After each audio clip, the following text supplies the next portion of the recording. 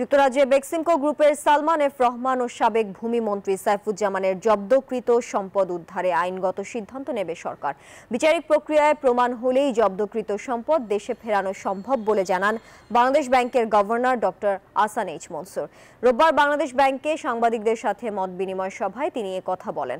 জানান, চাইলে আইনজীবী নিয়োগ দিতে পারে সরকার। এছাড়া সম্পদ উদ্ধার করতে $100 মিলিয়ন বিনিয়োগ করতে রাজি আছে বিদেশি ফার্মগুলো।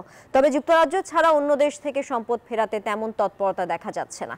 এ সময় দুবাইয়ে বাড়ি কেনার বিষয়ে গভর্নর জানান, উদ্দেশ্যপ্রণোদিতভাবে টাকা পাচারের অর্থ উদ্ধার কার্যক্রমকে ভিন্ন খাতে প্রভাবিত করতে তাকে ব্যক্তিগতভাবে আক্রমণ করা হচ্ছে বলে জানান তিনি।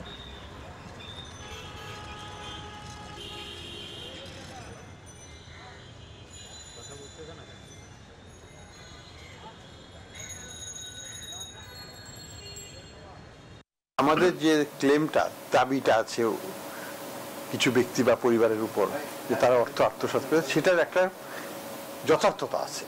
অর্থাৎ যখন ব্রিটিশ সরকার এই আমাদের অনুরোধে এই ধরনের কার্যকলাপে যাচ্ছে, তারা কিন্তু তথ্য উপাত্তগুলো যেটা আমরা সরবরাহ করেছি সেটার ভিত্তিতেই তারা এই সিদ্ধান্ত নিচ্ছে। কাজেই তারা নিশ্চয়ই আমাদের সাথে কিছুটা হলেও একমত যে এখানে যথেষ্ট কারণ আছে তাদের সম্পদকে জব্দ করার মতো। বান্ডেল থাকলে প্রতি সেনমানিতে টাকা বাঁচবে। বিকাশ সেনমানি বান্ডেল কিনে জিতুন প্রতি লেনদেনে।